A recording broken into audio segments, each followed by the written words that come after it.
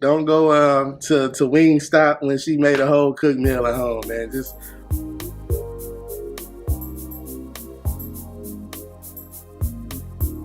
yo, what's up, YouTube?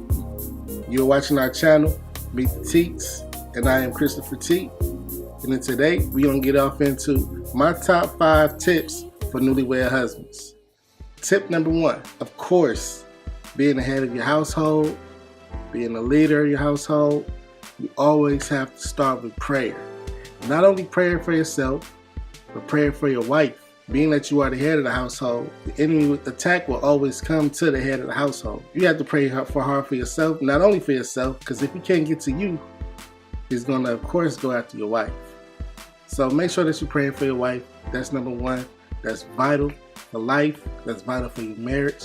Very important key that I've learned during this whole process. You know, we made that 1.5 year mark. So it's definitely vital to your marriage. Tip number 2, dose, is of course being your wife's best friend. You always want to be someone who she can confide in, that she can talk to, whether it's serious, whether y'all laughing and joking, just having fun, kicking back and just enjoying each other's time. And that's one thing Melissa and I both do. We could just take something small and it'll be like something we're laughing. I don't even know. Like it's weird how we connect. It's weird how we connect. Yeah, what I've learned in this whole process is, of course, being your wife's best friend and always being someone that she could talk to.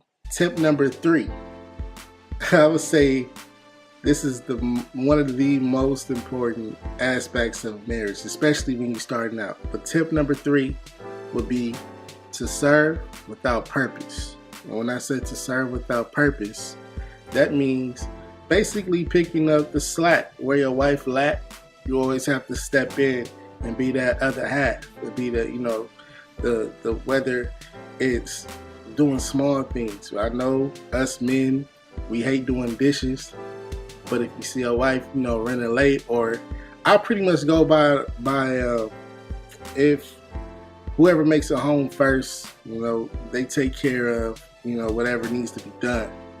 So it was times where my wife would work late and I would pretty much make it home before her.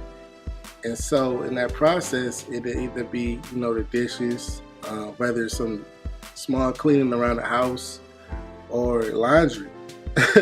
And starting out in our marriage, we lived in a small apartment back home in Milwaukee before we moved to Dallas. And man, I remember taking like baskets of clothes.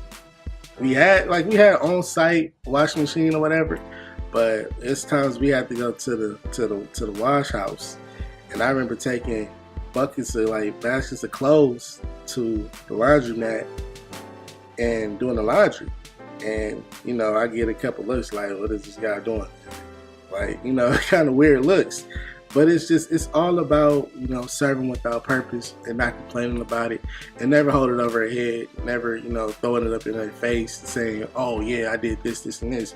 You never go into a situation like that because it's not worth it. It's not cool at all.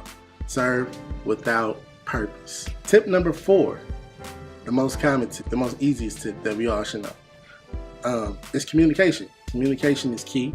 You want to start off, of course, communication. You can't, you know, I had it bad in my younger years with relationships or whatever, where I would pretty much keep things in and not talk about it, you know. And it wasn't until I met my wife where I really could say that I truly started to communicate. Communication, man, it's so important. You never want to hold things in, because the stuff that we hold in, it always builds up into something greater than the small thing can happen and you just blow up guy. You're just blowing up all the time. I communicate with my wife with anything, whether it's good or bad. If I'm not feeling something, I'm definitely gonna bring it to my wife's attention and say, hey, you know, I'm not feeling this. And she definitely does the same thing as well. So, and I think that's the bulk of everything with a marriage. I mean, that's pretty much the most important, you know. And last but not least, value and appreciate your wife. Life is short, time is short, and you always want to make sure that you value and appreciate your wife. It be the smallest thing.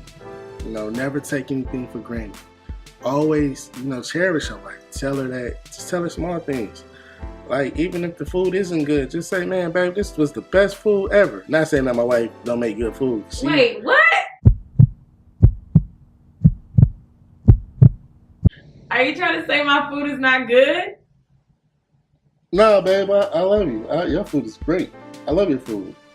Well, I'm just saying, for the fellas out there who might have a wife who don't know how to be a great cook or whatever.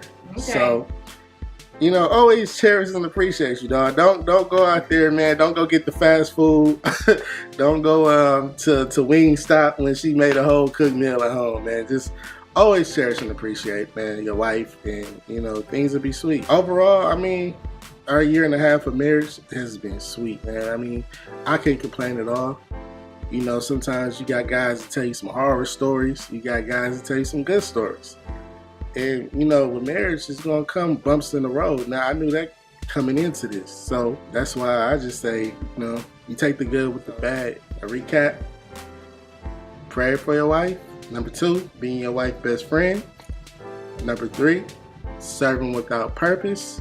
Number 4, communication.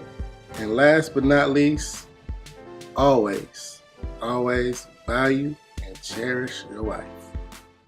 Alright, that's it.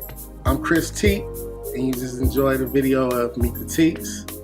My top 5 tips for newlywed husbands. Peace.